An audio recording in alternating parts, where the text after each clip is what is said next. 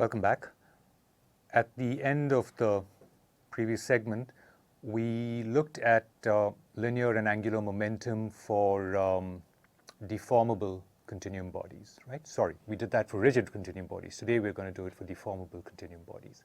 What I want to do is revisit our final expression for the angular momentum and say just one or two things about it, okay?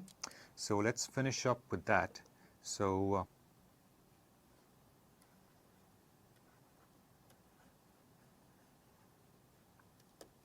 so we recall the angular momentum expression.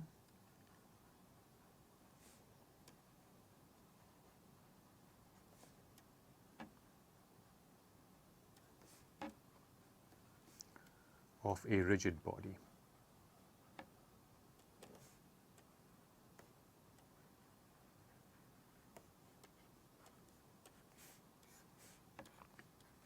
All right. The way we wrote it out was as follows. We said that the result we derived was that J naught of t, right? And the naught there indicates that we are talking about angular momentum about the origin, right? This quantity we said was equal to the angular momentum of the center of mass, right? M being the mass, G being the position of the center of mass in the current configuration, and therefore G dot being the translational velocity of the center of mass, okay? Plus a tensor that we called the moment of inertia tensor, right? And this is the moment of inertia tensor defined about the center of mass, right? The current position of the center of mass. This acting on our angular velocity vector omega hat. Okay. The first thing I want to do is do a few examples, just a couple of examples of what of how JG works out, right, in certain cases. So recall that JG equals the integral over omega t rho x comma t multiplying this quantity, the Euclidean norm square of the distance of every point from the center of mass multiplied with the second order isotropic tensor minus this tensor product of x minus g with itself.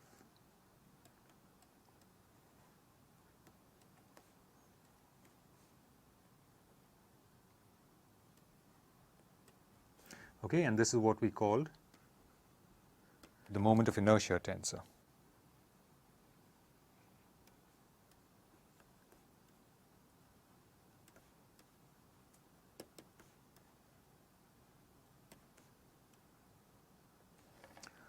All right, just a couple of examples about on how components of JG work out.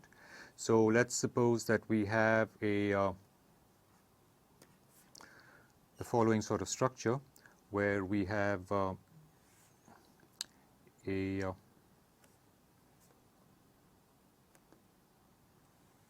plate, if you would like to think about it as that.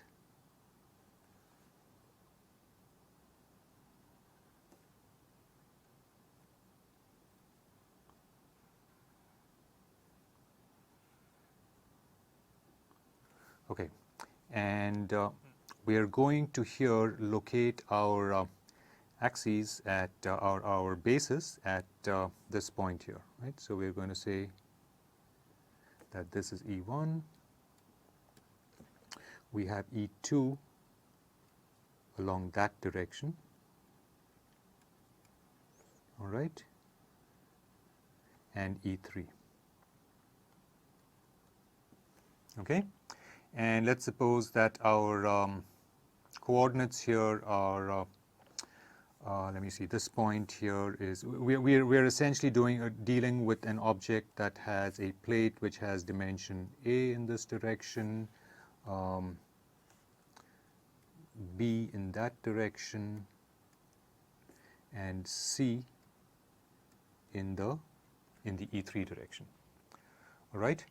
Now, for this sort of a structure, what I want to do is just put down a couple of results. So if we consider E naught, right?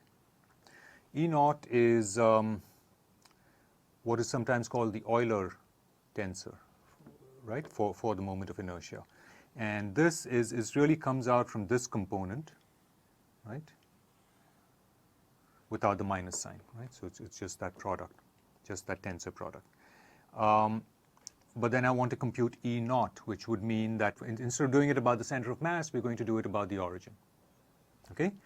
So in this setting, we have E0 is defined simply as integral over omega naught, because we're saying that the body hasn't yet deformed, right? This is still the reference configuration.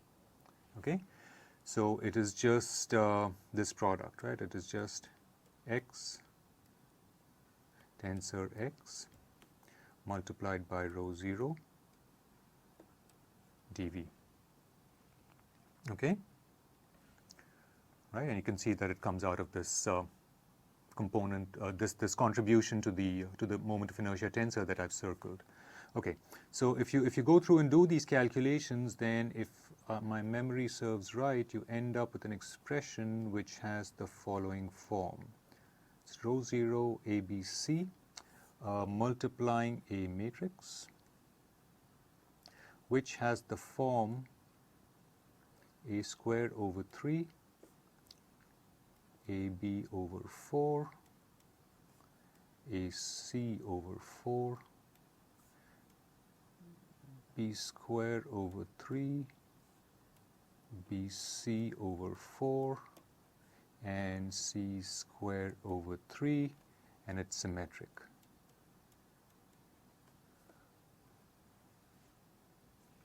Okay? All right. Now, so that's just an example of how this calculation works out. Okay. Now, in this case, if we say that, of course, the center of mass of this plate is located at the point A over 2, B over 2, C over 2. Right? Using linear algebra notation for our vector, right? Okay, so in this case, let me put down on the next slide what the entire moment of inertia tensor works out to be. Okay, so with that value for the center of mass, we have Jg turns out to be equal to rho 0 ABC over 12 multiplying the matrix B square plus C square, let me see what this is, C square plus A square, and here you have A square plus B square. The upper triangular and lower triangular sections or parts of the matrix are 0. Okay? So that's what we get for the full moment of inertia tensor in this case. So those are just examples of how this works out. The next thing I want to do is revisit our angular momentum expression to point out something that this moment of inertia tensor does to the angular momentum. Okay? All right, so we're done with this example, and now let's just return to that expression.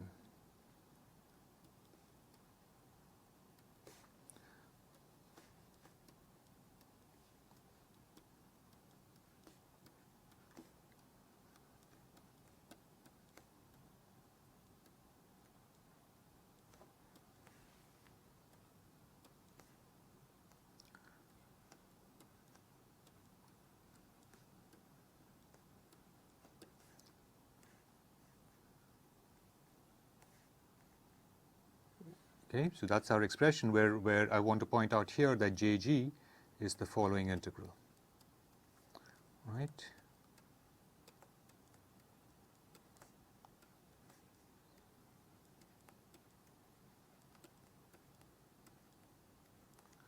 Right, we have the Euclidean norm square multiplying the isotropic tensor minus this tensor product.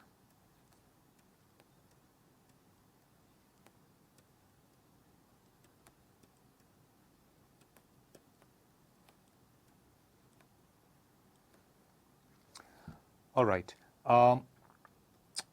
Observe that now, because of the action of this moment of inertia tensor, the contribution to the total angular momentum from this term here, right, from the angular velocity term, is not necessarily directed along the angular velocity. Okay? Right? So what this says is that if you have an object, a general object, and I'm not going to use the ball because the ball is very symmetric, but let's suppose you have something like this, right? Never mind the fact that it's a fluid. Just focus upon, no, never mind the fact that there's a fluid inside. Just focus upon the fact that this is an object that doesn't have, that has lower symmetry than that, than the football or something else. Okay. Now, it may be spinning around some axis, right? So even though the angular velocity may be around maybe this axis, all right? If you were to go ahead and compute the moment of inertia tensor for this object, right, about the center of mass, right, what you would find is that, what you're likely to find is that because of the moment of inertia is essentially not an isotropic tensor, okay? And that is shown in general through this formula that we have here. Even though the first term is isotropic, right? This term is isotropic, but that term in general does not have to be isotropic, right? It really depends upon the axis about which we are computing the moment of inertia, right? Or the points about which we are computing the moment of inertia, and of course the shape of the object.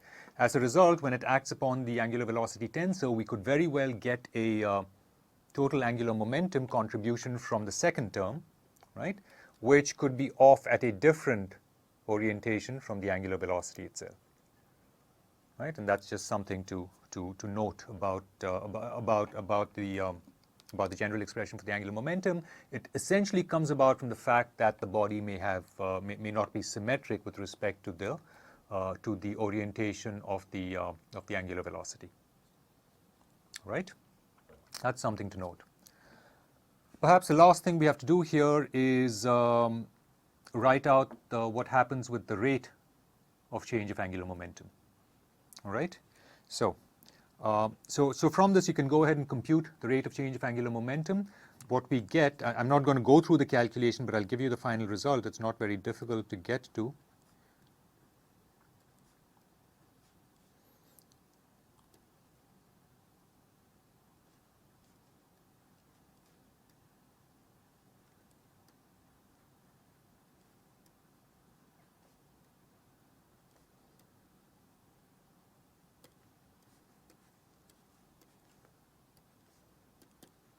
Okay, the expression is the following.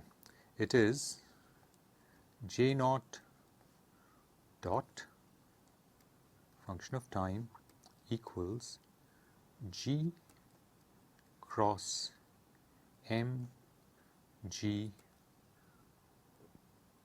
double dot plus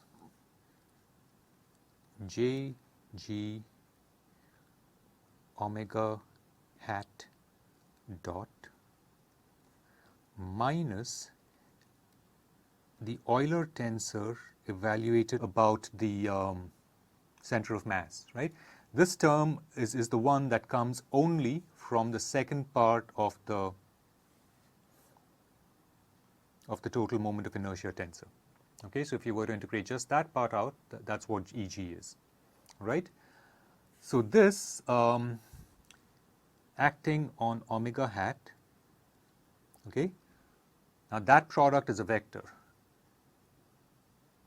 The final form is that on that vector, which I now have parentheses about, we need to carry out a cross product with omega. Okay, I'm sorry, I squeezed all of that in too much. I'm going to just erase it and write it out more clearly. Okay, so that the final form is omega hat crossed with Eg acting on omega hat. And this arrow properly goes to there.